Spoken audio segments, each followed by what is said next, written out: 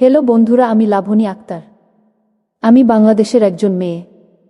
বন্ধুরা, আজকে আমি তোমাদের সামনে যে গল্পটি বলার জন্য উপস্থিত হয়েছি, সেই গল্পটি আমার বাস্তব জীবনের একটি গল্প। যদিও গোপনীয়তা রক্ষা করার জন্য এখানে আমি আমার ছদ্মনাম ব্যবহার করেছি। যাই হোক বন্ধুরা, কথা না বাড়িয়ে মূল গল্পে চলে আসি। বন্ধুরা, আমার বয়স যখন 15, তখন আমার বাবা মা 32 বছর বয়সী এক ছেলের সাথে আমাকে বিয়ে দিয়ে দেয়। যদিও তখন আমি বিবাহ বন্ধনে আবদ্ধ হতে খুব একটা আগ্রহ ছিলাম না, তারপরেও বাবা মায়ের মন রক্ষা করতে আমাকে শেষ পর্যন্ত বিয়েতে রাজি হতেই হলো। চোখের মধ্যে অনেক স্বপ্ন ছিল, মনে অনেক আশা ছিল, পড়ালেখা করে অনেক ভালো করব, চাকরি বাকরি করব, নিজের পায়ে দাঁড়াব। কিন্তু সেই স্বপ্নই রয়ে গেল। মাত্র 15 বছর বয়সে স্বামীর সংসারে গিয়ে ঘর বাঁধতে হলো আমাকে। যাই হোক বন্ধুরা, বিয়ের পর আমি এবং আমার স্বামীর মধ্যে ভালোই চলছে। আমরা খুব হ্যাপি ছিলাম। আমার স্বামীও খুব হ্যান্ডসাম ছিলেন। স্বামী হিসেবে তাকে পেয়ে সত্যি আমি খুব গর্বিত ছিলাম। আমার স্বামী আমার প্রতি অনেক কেয়ার করত। যদিও তার বয়স আমার তুলনায় একটু বেশি ছিল, তারপরও সে আমাকে অসম্ভব ভালোবাসত। এইভাবে আমাদের মধ্যে সুখ দুঃখ মিলে আমাদের দাম্পত্যময় জীবন প্রায় 7 বছর অতিবাহিত হয়ে গেল। বন্ধুরা, আমরা সকল দিকে থেকে সুখে ছিলাম, কিন্তু একটা দিক দিয়ে আমরা অসুখী ছিলাম। আর তা হলো, আমাদের বিয়ের 7 বছর হয়ে গেল, কিন্তু আমি এখনও মা ডাক শুনতে পারি নাই, অর্থাৎ আমাদের কোনো সন্তান হচ্ছিল না। এই নিয়ে আমি এবং আমার স্বামী দুজনেই মোটামুটি দুশ্চিন্তায় ছিলাম, কিন্তু কেউ কাউকে বুঝতে দিতাম না। বন্ধুরা, আমার বিয়ের 7 বছর পর আমার জীবনে এরকম কিছু ঘটবে তা আমি কল্পনাও করতে পারি নাই। আমার স্বামী একদিন অফিস থেকে খুব মন খারাপ করে চলে আসলেন। আমি বললাম, কি হয়েছে তোমার? সে কোনো কিছুই বলল না। মন খারাপ করে সরাসরি তিনি গিয়ে শুয়ে ঘুমিয়ে পড়লেন। আমি ভাবলাম হয়তো তার মন খারাপ, যে কারণে উনি ঘুমিয়ে পড়লেন। আমি বিষয়টাকে তেমন কিছু মনে করলাম না। এরপর থেকেই বন্ধুরা, আমার স্বামী আমার সাথে কেমন জানি অন্য রকম ব্যবহার করে, যা আমি তার কাছ থেকে কখনো আশা করি নাই। আমি অনুভব করতে পারলাম ধীরে ধীরে আমার প্রতি তার ভালোবাসা, মায়া, মমতা সব কিছুই আস্তে আস্তে কমতে শুরু করল। আমি জানি না আমার স্বামীর কি হয়েছে। আমাকে সে ইদারিং খুব একটা বেশি দেখতে পারে না। আমাকে সে একেবারেই সহ্য করতে পারে না। আমি বুঝতে পারছি না তার সমস্যা কোথায়। বন্ধুরা, আমি আমার স্বামীর পরিচয় দিতে দেরি করে ফেলেছি। আমার স্বামীর নাম অজয় মণ্ডল। আমার স্বামী একটি বড় ব্যাংকের ম্যানেজার। বেশিরভাগ সময় তো কাটে তার অফিস নিয়ে। যতটুকু সময় পেত ততটুকু সময় আমাকে সন্তুষ্ট করার চেষ্টা করত। কিন্তু আমার স্বামী হঠাৎ এই পরিবর্তন হয়ে গেল, আমি বাঁচতে পারছিলাম না। আমার প্রবলেমটা কোথায়? তাহলে প্রবলেমটা কি আমার নিজেরই নাকি আমার স্বামীর? আমি খুব দ্বিধায় দ্বন্দ্বে পড়ে গেলাম। কি হয়েছে আমার স্বামীর? কেনই বা আমার স্বামী আমার সাথে এরকম ধরনের অদ্ভুত আচরণ করছে? আমি তো আমার স্বামীকে কখনো কোনোভাবেই কষ্ট দেইনি। মনে মনে ভাবতে লাগলাম, আমার স্বামীর সমস্যাটা কোথায় তা আমাকে জানতেই হবেই। এই চিন্তা ভাবনায় আমার স্বামী রাতে অফিস থেকে বাসায় ফিরে আসলে তাকে খাওয়া দাওয়া করিয়ে একসাথে শুয়ে সুন্দর করে জিজ্ঞেস করলাম, কি গো, কি হয়েছে তোমার? ইদানিং দেখছি তুমি আমার সাথে একটু ভিন্ন রকম আচরণ করছো, কেমন জানি হয়ে গেছো তুমি, ব্যাপারটা কি? এর কারণটা কি? তুমি কি একটু বলবা আমায়? আমার প্রশ্নে উত্তরে প্রথমে কিছুক্ষণ চুপ রইল। তারপর আমার স্বামী অজয় মণ্ডল আমাকে বলল, দেখো লাবণী, আমার মাইন্ড খুবই খারাপ। কারণ তোমাকে বিয়ে করেছি প্রায় 7 বছর হয়ে গেছে, এখন পরন্তু বাবা ডাক শুনতে পারি নাই। মেন্টালিটি আমার এই জন্য খুবই খারাপ, যে কারণেই আমি একলা একলা থাকতে এবং নিব্বে থাকতে পছন্দ করি। লাবণী, আমি এমন একটা পর্যায়ে আছি যেখানে না পারছি তোমাকে কিছু বলতে, না পারছি বিকল্প কোনো কিছু করতে। কিন্তু আমার তো ভবিষ্যৎ প্রজন্ম দরকার লাবণী, আমি তোমাকে কিভাবে বুঝাবো? এই মুহূর্তে আমার অনেক অনেক ইচ্ছা বাবা ডাক শুনতে। লাবণী, আমি জানি না সমস্যাটা কার, তোমার না আমার।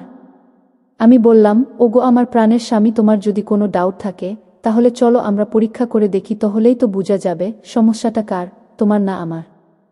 আমার কথা শুনে আমার স্বামী অজয় মণ্ডল আমাকে বলল, হ্যাঁ তাই মনে হয় বেটার হবে। তাহলে চলো আমরা আগামীকালকে ডাক্তারের কাছে পরীক্ষা করে দেখি সমস্যাটা কার। তারপর বন্ধুরা, আমার স্বামীর কথা অনুযায়ী আমি এবং আমার স্বামী মিলে একজন ভালো বিশেষজ্ঞ ডাক্তারের কাছে আমরা চলে গেলাম।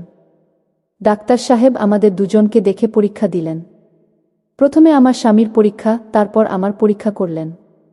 আর এদিকে আমরা পরীক্ষার রিপোর্টের জন্য বসে অপেক্ষা করছি। প্রথম দিন ডাক্তার বাবু আমাকে এবং আমার স্বামীকে খুব নরমাল পরীক্ষা দিয়েছিলেন এবং সেখানে আমাদের কারো সমস্যা ধরা পড়ে নাই। তাই ডাক্তার সাহেব বলেছিলেন, আজকে আমি প্রাথমিক চিকিৎসা করেছি, আর যদি তাতে কিছু না হয় তাহলে আপনারা 1 সপ্তাহে পরে আসবেন, আপনাদেরকে আমি খুব ভালো করে চেক আপ করে দেখব। তবে আমার দৃঢ় বিশ্বাস, আপনাদের এই পরিমাণ ওষুধ খেলেই আশা করি আপনাদের সমস্যা দূর হয়ে যাবে। ডাক্তার বাবুর কথা শুনে আমি মনে মনে অনেকটা সাহস পেলাম আর মনে মনে ভাবলাম, হয়তো ডাক্তার বাবুর চিকিৎসায় আমাদের উদ্দেশ্য সফল হয়েও যেতেও পারে।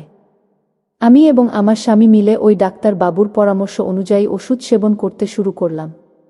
কিন্তু সপ্তাহ খানিক সেবন করার পর আমরা দুজনেই আবার ডাক্তার বাবুর কাছে গেলাম। ডাক্তার বাবু আমাদেরকে আরও কিছু ওষুধ দিয়ে বললেন, আপনারা 1 মাস পরে যোগাযোগ করবেন, আপনাদের সমস্যার সমাধান হয়েছে কিনা তা আমি 1 মাস পর বুঝতে পারব। তবে আপনাদের কাছে আমার বিনীত অনুরোধ, আপনারা নিয়মিত ওষুধগুলো খেয়ে যাবেন। আমি বললাম, ঠিক আছে ডাক্তার সাহেব, আপনি কোনো টেনশন করবেন না, আমি এবং আমার স্বামী মিলে নিয়মিত ওষুধগুলো খেয়ে যাবা। তারপর বন্ধুরা ডাক্তার সাহেবের কাছ থেকে আমরা বিদায় নিয়ে চলে আসলাম। তারপর আমরা দীর্ঘ 1 মাস দুজন মিলে নিয়মিত ওষুধগুলো খেলাম। ওষুধগুলো খাওয়ার পর আমি এবং আমার স্বামী দুজনে মিলে পুনরায় ডাক্তারের কাছে গেলাম। ডাক্তার সাহেব আমাদের পরীক্ষা নিরীক্ষা করে বললেন, আপনাদেরকে ইতিপূর্বে প্রাথমিক একটা পরীক্ষা করেছিলাম, কিন্তু আমার মনে হচ্ছে এরকম পরীক্ষায় কিছু হবে না। আপনাদের দুজনকে আরও ভালো করে পরীক্ষা করতে হবে। আমি বললাম, ডাক্তার সাহেব আপনার যেভাবে ইচ্ছা সেভাবে পরীক্ষা করেন, তবে পরীক্ষার আউটপুটটা যেন ভালো হয়। ডাক্তার সাহেব বুঝতেই তো পারছেন, আমাদের এই সমস্যার কারণে আমাদের দুজনের মনের ভিতরে গণ্ডগোল চলতেছে। আমার স্বামী আমাকে রেখে বিকল্প কিছু ভাবছে, অর্থাৎ ডাক্তার সাহেব আমার যদি বাবু না হয় তাহলে আমার স্বামী দ্বিতীয় বিয়ে করে ফেলবে। ডাক্তার সাহেব প্লিজ আমাকে একটু ভালো করে চেক করুন, দেখুন আমার কোনো সমস্যা আছে কিনা। প্লিজ ডাক্তার সাহেব, আমি সতীনের সংসার করতে পারবো না, আমি আমার স্বামীর ভাগ কাউকে দিতে পারবো না। ডাক্তার সাহেব আমার কথা শুনে বললেন, ঠিক আছে মিস লাবণী, তুমি একটু ধৈর্য ধরো, আমি তোমাকে যথাসাধ্য চেষ্টা করব খুব ভালো একটা চিকিৎসা দিতে। যাই হোক বন্ধুরা, তারপর ডাক্তার সাহেব প্রথমে আমার স্বামীকে খুব ভালো করে পরীক্ষা করলেন। তারপর আমার পরীক্ষার সিরিয়াল। ডাক্তার সাহেব আমাকে পরীক্ষা করার প্রস্তুতি নেওয়ার জন্য আমাকে বললেন, একটু বেশি বেশি করে পানি খাবেন যাতে আমার পরীক্ষা করতে সুবিধা হয়। আপনাকে প্রথমে আলতা করতে হবে, তারপর বাকি পরীক্ষাগুলো করতে হবে। আমি বললাম, ঠিক আছে ডাক্তার সাহেব, আমি পানি খেয়ে পরীক্ষা করার জন্য প্রস্তুতি নিচ্ছি। কিছুক্ষণ পর আমাকে ডাক্তার সাহেব ডাকলেন পরীক্ষার রুমে যাওয়ার জন্য। তারপর পরীক্ষার রুমে আমি গেলাম। ডাক্তার সাহেব আমাকে বললেন, এই নিন, এই ড্রেসটা পরে নিন, আপনাকে ইতিপূর্বে প্রাথমিক পরীক্ষা করেছিলাম, আজকে আপনাকে খুব ভালো করে চেক আপ করে দেখব আপনার সমস্যাটা কোথায়। প্রথমে ডাক্তার সাহেব আমাকে আলট্রা পরীক্ষা করেন, তারপর আমাকে জিজ্ঞেস করলেন, মুখ হ্যাঁ করো। ডাক্তার সাহেব আমার চোখ দেখলেন, এভাবে অনেকক্ষণ আমাকে পরীক্ষা নিরীক্ষা করে দেখছিলেন। হঠাৎ ডাক্তার সাহেব আমাকে বললেন, আপনাকে এভাবে পরীক্ষা করলে হবে না, পরীক্ষার মডেলটা একটু ঘোরাতে হবে, আপনি একটু ঘুরেন দেখি। তারপর আমি ডাক্তার সাহেবের কথা অনুযায়ী একটু ঘুরলাম। ডাক্তার সাহেব আমাকে যতটুকু পরীক্ষা করার ঠিক ততটুকুই পরীক্ষা করেছিলেন, কিন্তু ডাক্তার সাহেবের পরীক্ষাটা আমার কাছে মনে হয়েছিল একটু ভিন্ন রকম ছিল। আমি বারবার ডাক্তার সাহেবকে বলছিলাম, ডাক্তার সাহেব আপনি আমাকে এভাবে পরীক্ষা করছেন কেন? তখন ডাক্তার সাহেব আমাকে বললেন, মিস লাবণী, তোমাকে যেভাবে পরীক্ষা করার কথা আমি ঠিক সেভাবেই পরীক্ষা করছি, তুমি কোনো চিন্তা করো না, তোমার পরীক্ষা আমি খুব ভালো করেই করব, তোমার রোগ তো নির্ণয় করতে হবে নাকি? তখন আমি ডাক্তার সাহেবকে বলেছিলাম, ডাক্তার সাহেব আপনি আমাকে যেভাবে পরীক্ষা করছেন তাতে আমি কিছুটা আনইজি ফিল করছি। তখন ডাক্তার সাহেব আমাকে বললেন, মিস লাবণী, ডাক্তারদের কাছে কোনো কিছুই গোপন রাখতে নেই, ডাক্তাররা হচ্ছে তোমার বাবার সমতুল্য, ডাক্তারদের কাছে তুমি সবসময় বিস্তারিত বলার চেষ্টা করবে, তাহলে ডাক্তাররা তোমার সঠিক রোগটা নির্ণয় করতে পারবে এবং তুমি উপযুক্ত একটা চিকিৎসা পাবে, বুঝতে পেরেছ মিস লাবণী? আমি বললাম, জি স্যার। তারপর বন্ধুরা ডাক্তার সাহেব আমাকে বলল, যান যান, আপনি গিয়ে ওই বেডে শুয়ে পড়ুন। ডাক্তার সাহেবের কথাই আমি ওই বেডে গিয়ে শুয়ে পড়লাম। অতঃপর ডাক্তার সাহেব তার মতো করে আমাকে পরীক্ষা করছিলেন।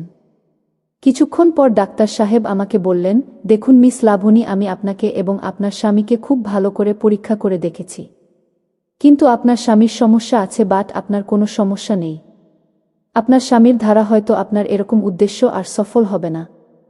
এই জন্য আপনাকে বিকল্প কোনো কিছু চিন্তা ভাবনা করতে হবে, তাহলে কেবল আপনার উদ্দেশ্য সফল হবে। আমি বললাম, ডাক্তার সাহেব, বিকল্প কিসের চিন্তা ভাবনা? তখন ডাক্তার সাহেব আমাকে বলল, আমাদের কাছে বিকল্প কিছু সিস্টেম রয়েছে, তবে তুমি যদি সম্মতি দাও তাহলে আমরা সেটার জন্য চেষ্টা করব। সাধারণত আমরা সবাই ওই সিস্টেমের কথা বলি না, যাদের খুব জরুরি প্রয়োজন তাদেরকে আমরা বলি। তারপর ডাক্তার সাহেব আমাকে বললেন, মিসেস লাবণী, আপনার কি বাবু লাগবেই? আমি বললাম, ডাক্তার সাহেব, একটা বাবুর জন্য আমার সংসারটা ভেঙে যাচ্ছে, আপনি যে কোনো মূল্যে একটা বাবুর ব্যবস্থা করে দিন। তখন ডাক্তার সাহেব আমাকে বললেন, মিস লাবণী শান্ত হন, দেখি আপনার জন্য আমি কি করতে পারি। কিছুক্ষণ পর ডাক্তার সাহেব আমাকে উদ্দেশ্য করে বললেন, লাবণী, তোমার যদি বাবুর বিশেষ প্রয়োজন হয় তাহলে আমি যা বলি তোমাকে তাই করতে হবে। তুমি কি আমার শর্তে রাজি? আমি বললাম, জি ডাক্তার সাহেব, আপনার যে কোনো শর্তে আমি রাজি। তারপর ডাক্তার সাহেব আমাকে বললেন, আমি যদি বলি আপনি আমার সাথে একটি জায়গায় যেতে হবে, তাহলে কি যাবেন? যদি যান তাহলে আপনার উদ্দেশ্য সফল হবে, তা না হলে সম্ভব না। আমি বললাম, ডাক্তার সাহেব, আমি রাজি, আপনি আমাকে নিয়ে চলুন, কোথায় নিয়ে যাবেন? তারপর বন্ধুরা, ডাক্তার সাহেব আমাকে একটি রুমে নিয়ে গেলেন। নিয়ে যাওয়ার পর এমন একটি ট্রিটমেন্ট করেছিল যে ট্রিটমেন্টের বিনিময়ে আমার উদ্দেশ্য সফল হয়েছিল। এভাবে বন্ধুরা একবার দুইবার নয়, 4 বার আমার উদ্দেশ্য সফল হতে করতে সক্ষম হয়েছিল। এখন বন্ধুরা, আমি আমার স্বামীর সংসার নিয়ে খুব সুখে আছি। তবে বন্ধুরা, তোমাদের কাছে আমার বিনীত অনুরোধ, তোমরা অনেক সময় আমাদের মতো মেয়েদেরকে ভুল বুঝো।